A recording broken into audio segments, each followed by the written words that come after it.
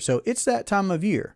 So for those of us that are already practicing, implementing the infinite banking concept, and even for those that are on their journey of vetting and researching and understanding this concept, let's have our very own State of the Union episode today. Hello and welcome to the Durham Talents channel. My name is Jesse Durham. Today's episode is going to be a State of the Union. Now, I might share some things from my own personal journey in infinite banking. We might share some things concerning the channel and the podcast and recap of the year, projects, plans, things that are happening in this new year. And we have to talk about the macro level as well, where characters, Nash would say, you need to know who the characters are in the play. Well, in this play of life, there are many characters, and I don't mind looking at what's going on in the big wide world, but also our ultimate goal here is to bring banking back to the me and the you level. As Nelson described in his book, Becoming Your Own Banker, it's all about bringing banking back to the me and the you level. It's all about having an opportunity not to abdicate anymore the banking function as it pertains to our needs, to our lifestyle, our families, our businesses, our investing, whatever it is that we happen to be doing. We don't have to abdicate that to the conventional banking system anymore. We can secede from that problem. We could just decide not to participate and create and build and grow and scale and use our own private, our own personal monetary system instead. So I guess let's start by a bit of history on the State of the Union. Why is there a State of the Union? I think it's neat. Again, knowing who the characters are in the play, the people of the United States of America have a government, which is a government of the people, and one branch of that government in particular in the Constitution, which is the executive branch, the president, is to come in to make an annual announcement of sorts. He is to communicate to Congress, in particular, the legislative branch. He's to communicate to the legislative branch some suggestions, things that are happening. It's really neat. It's another perspective. It's another establishment of the checks and the balances that the Founding Fathers put into place that we still have in the Constitution. Very useful. I love it just because it starts with mandating communication. And for sure, we could all see how in different situations, when communication breaks down, we're much more likely to have issues. And we've got our fair share of issues, no question. I'm here to shed some light on many things, I hope, again, because there's plenty to be hopeful for and thankful for and grateful for sure. But recognizing that the history of this State of the Union address from the president to the Congress of the people, which of course now can just come directly to the people with media being what it is and the level of communication that we have, it's a beautiful thing. There is great opportunity all the same for collaboration, for sharing perspectives, letting iron sharpen iron. It's a neat thing. For us, this is a great opportunity to have a State of the Union at that level, even discussing that here on the channel and the podcast, because no doubt there are plenty of avenues that we could take to discuss about, well, what's happening with taxation? What's happening with inflation? What's happening in the marketplace here nationally or worldwide? There are big things happening throughout the world, there's no doubt.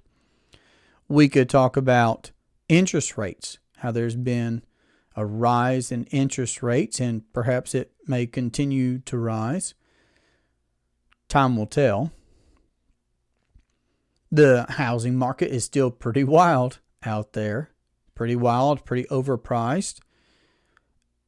The stock market has had a doozy of a year. And these aren't things that I follow super closely, and you'll understand why more if you're already implementing the infinite banking concept. And yet it's still worth mentioning because, again, there are these characters in the play It's good to know whose role is what and where our place is in the play. So why I say I don't follow these things too closely, or at least I don't let them rule my day, is because I have brought banking back to the me and the you level. My wife and I began the journey of becoming our own banker starting in 2015 when I first picked up Nelson's book, Becoming Your Own Banker. And I had that beginning of a paradigm shift for us in realizing that banking existed, that it's a function, and that somebody had always performed it in my life, but it just wasn't me. We were not doing that for ourselves, and we decided to change that. So by us beginning a journey several years ago, for us, our State of the Union, as a family, as a household, year after year after year, it's just gotten better and better. Because what started with us picking up a book led to us getting our first policy where we were paying significant premiums for us at that time based off of our financial footprint.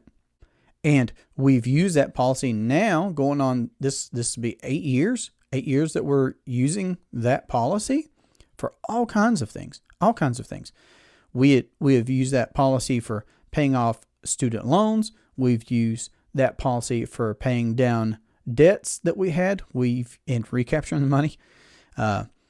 We've used that policy now for recurring expenses and family vacations and all sorts of things, because that policy has just gotten more and more efficient over time. That's the nature of a banking style policy, a whole life policy with a mutual company that pays dividends. And our process, because we've just learned more. We've just learned more by implementing the infinite banking concept. So our process has just gotten smoother and smoother and more natural for us, whereas the conventional paradigm had been what was natural to us. So at the me and you level, we've continued, of course, over the past years to buy more of these policies, add to our system, grow and develop our own process of becoming our own bankers. And that means that part of our family or our household State of the Union, for example, is we look at a yearly basis what, for example, the ratio is of premiums that we pay compared to income. Because Nash would say over the course of your lifetime, you can get to where your premiums that you're paying into policies that you're owning and controlling equal the income or the cash flows that you experience. I mean, again, once you recognize the flow of money, where it's going to, and that you could be the owner of the entity where those deposits are being made, okay, premiums to these whole life policies, they're like deposits into your private monetary system. Just like a direct deposit at a conventional bank in your local town is a deposit in someone's business. So it's good to be able to evaluate over the course of time. So once a year, the state of that union, what percentage, what ratio, what does that look like? How have we grown and scaled the percentage of income that we have to premiums in this system that we are growing and developing? Another certainly could be, how many policies do we have? And that's going to be different for every different situation. But there are factors like how many family members do we have, or business partners, depending on the situation. But how many persons that we have an insurable interest in, can we, do we, or are we already insuring? Because for sure it makes sense to have protection. One ever-present, this is always true, aspect of anybody's state of their union is protection. Wholeheartedly, I believe that there should be adequate protection on all concerned parties. And what better way than to have guaranteed protection for that whole lifetime? Again, the living benefits far outweigh the death benefit of these whole life policies, and yet it's not to be overlooked. It's not to be disregarded. And in fact, you can't disregard. You can't separate those two. Some folks try, or at least diminish the death benefit too much, in my opinion. I personally can't have too much protection on myself for my family. There's no number that's too big for me to leave for them, in my opinion. That's how I feel about that. So certainly having protection, it's very valuable, very warranted, great place to start. We need to keep looking though, because again, Nash says, and it's true, our need of finance is far greater than our need of a death benefit. But two birds with one stone, why not? You can enjoy all the living benefits of a private monetary system that you can build and own and use and operate through a system of properly structured whole life policies with mutual companies that pay dividends. So you can have both. So these are just some metrics that you consider in your household, like we consider in our household. Should we be getting more policies on certain people? Where are we at in growing and scaling our system to eventually and adequately provide for our entire need of finance through the system that we're building? Thinking long range, planning intergenerationally, but one bite at a time. Rome wasn't built in a day. The longest journey starts with the first step, of course. So one thing at a time. But those are some helpful metrics, I believe, in looking at our State of the Union. And then whether it's for our household or business, whatever it is that we happen to be doing, it's helpful to evaluate, okay, well, how did we use policies over the past year? What are we likely to use policies for in this upcoming year? Looking at some short range goals. But again, Nash's first principle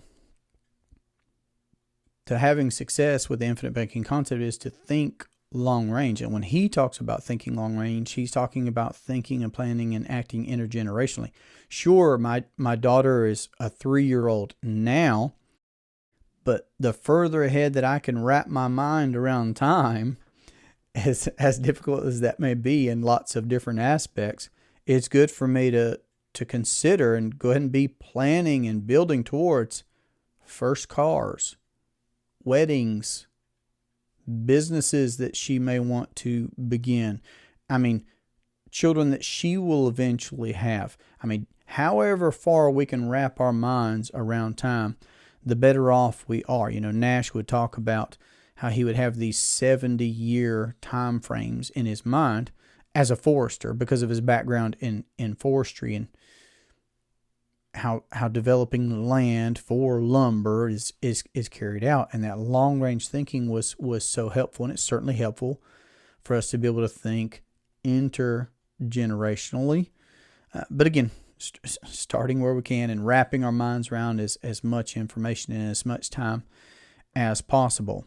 So how we've used policies, how we plan to use policies, I think those are integral conversations for you to be having. And here's my purpose in sharing some insight, I hope, into our conversations, is in hoping that you will have your own quality conversations with family members and those concerned in your plans, in your goals, and the things that you're doing and how you're using your policies and what your legacy is going to look like, to have those conversations, to implement those plans, to not put those off, go ahead and get those in motion right now, and to evaluate, to have a time where you discuss these things, you evaluate these things, you look back, you look forward, you communicate, and you stay about the business of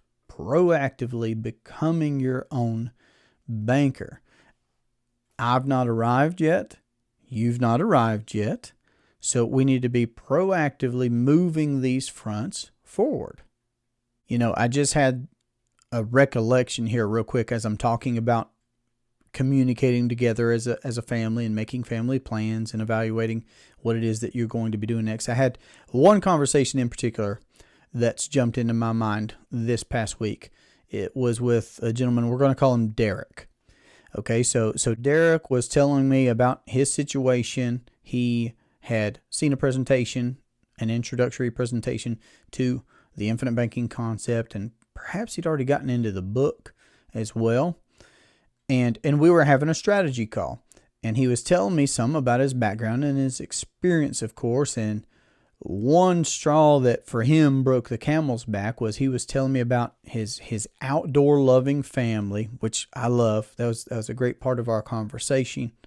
To hear about him and his family getting outdoors so much. And they were talking about fishing, and they were telling me about their camping, and they were looking for an upgrade for their camping situation. The family camper, something bigger. They're growing as a family.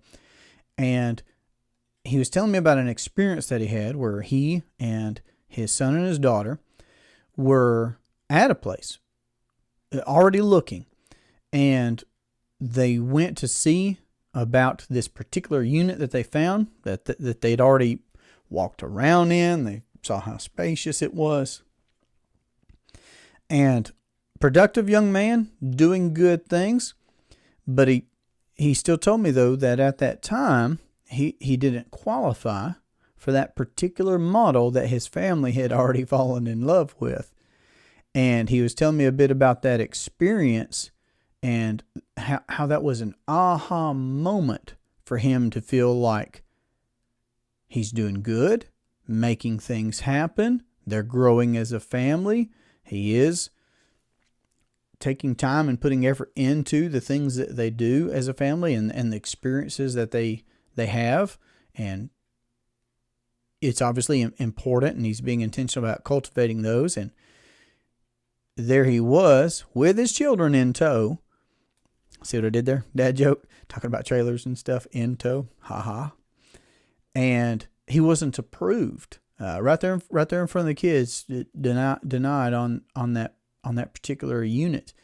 And I asked him, I said, well, was that any part of you latching on to this idea of being able to become your own banker, wherein you can access capital contractually because you're the owner of such a policy as you've heard described? And he said, most certainly. And I have my stories, you have your stories, but I know that there are times with folks that I talk to about this infinite banking concept, that they've had one of those aha moments. And Robert Kiyosaki says it this way. He says, banks lend you money when you don't need it. Which, oh my goodness. I could take the deep dive right here in talking about what it's like to subject yourself to submitting 2 years worth of financials and promising your firstborn and giving away a kidney and jumping through all these hoops, all this red tape to see if somebody else will approve our scores and approve what we've done versus what it looks like when we have a contractual right to grow and warehouse our capital in an entity that we own and control. And by contractual right, we can access capital in a known interest environment for our whole life. A pool of capital that is compounding, growing, that does come with that death benefit, that does come with guaranteed protection as well. Everything that we've talked about so far. And when you call, the insurance company just asks, well, how much of what's available do you want us to send? And where do you want us to send it to? That's it. It's not, what is this for a camper? Is this for, doesn't matter. It doesn't matter. What's your plan on paying this back? Doesn't matter. So I could take the deep dive in talking about that situation, of course. But that was one conversation that I had this past week where I thought, that man's State of the Union is getting ready to change. And it was a pleasure to be talking with Derek and and to know that we could be helping further those family plans. It's a wonderful thing. And in that regard, this would probably be a good opportunity for me to be able to say, how grateful and thankful I am about where we're at and having been on the podcast for some years now, the YouTube channel, everything that we're doing to put the word out there that you can become your own banker as well.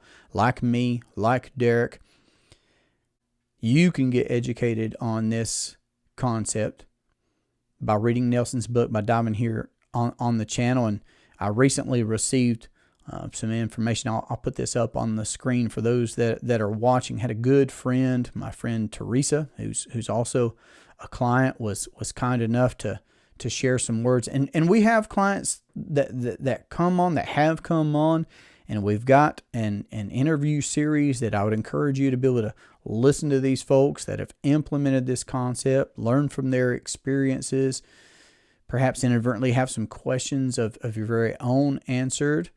Not that we don't have a question and answer series as well, but not everybody wants to jump on and share their experience. I do my very best, and that is what I do, is just have conversations with folks that are willing to share their experience.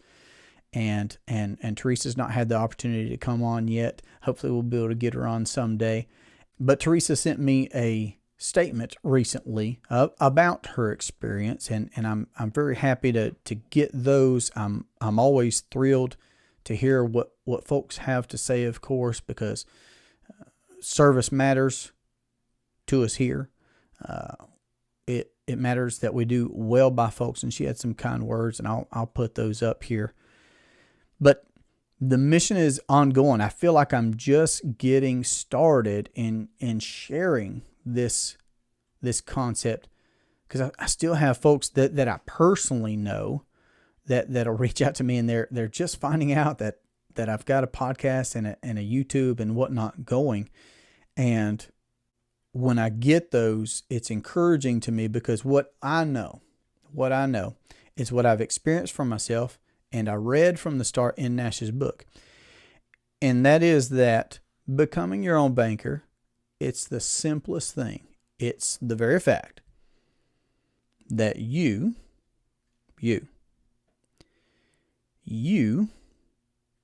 can become,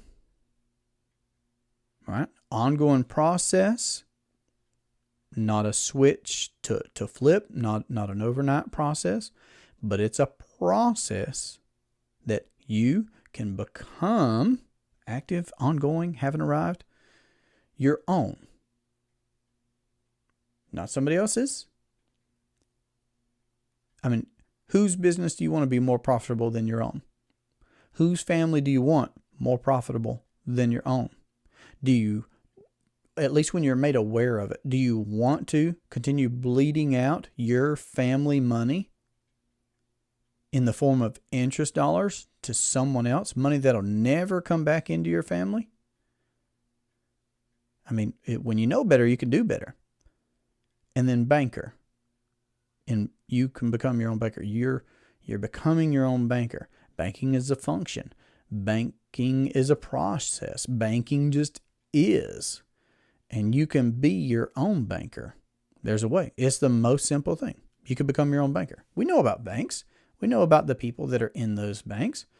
We just need to look at that action. We need to look at who owns that. We need to look at who controls that. We need to look at who profits from that conventional finance system, and then put ourselves in that place.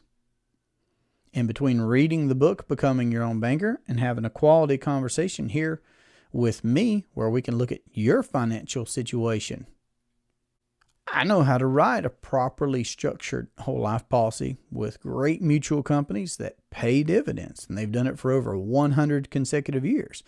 I know how to help speed up your learning curve on becoming your own banker, to be able to answer your questions about your particular situation. But it's going to be you that does or doesn't do all of that, of course. So it's the most simple thing. You can become your own banker. Now, it's an absolute paradigm shift, and it's certainly the most profitable thing that you could choose to do over your lifetime. And in saying that, What if you implemented this idea? What if you began to recapture interest dollars that you're bleeding out from cars and homes and vacations and cards and everything else? What does that mean for the state of your union next year? What does that mean for the state of your family union? All right, think bigger picture here.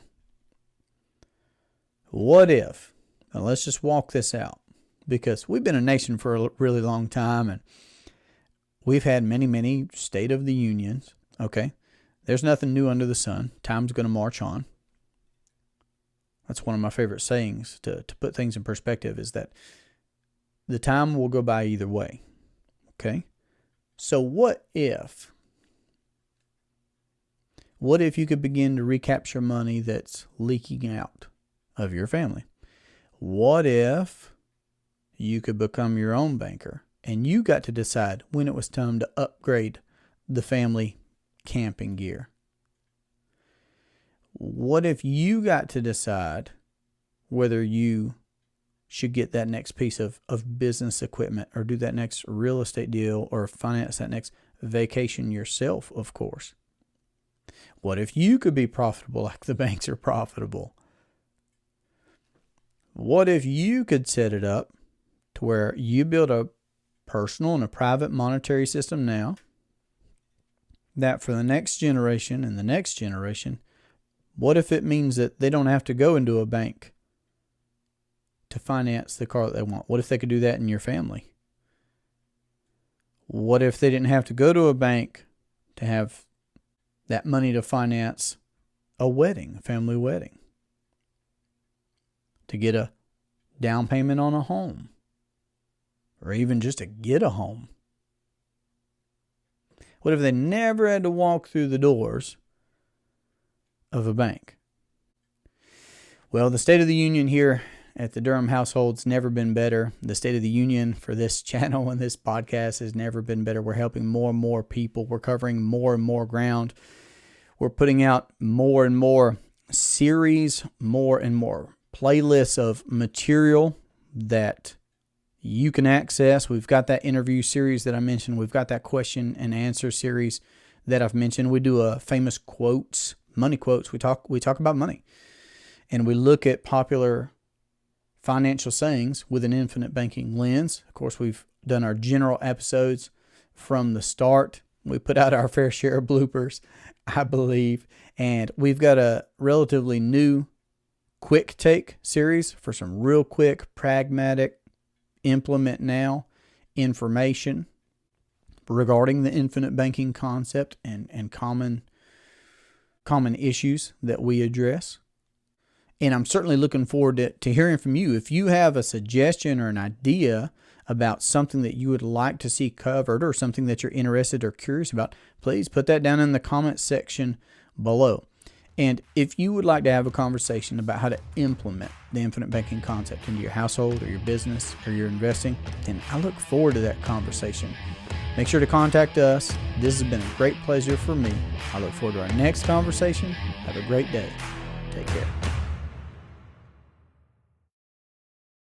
And she sent me recently sent me a written statement. That's going to make a fun blooper. That's not right. That's not right. I'm just saying this. I'm just getting warmed up. That's all. Yeah, but she was kind enough to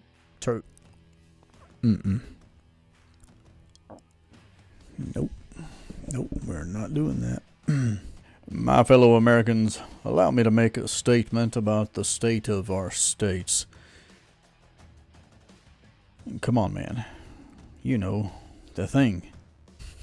I told myself I wasn't going to do it. And Jesse, you went and you did it. My fellow Americans, allow me to make a statement about the state of our state's leg hair ice cream. Come on, man. You know the thing.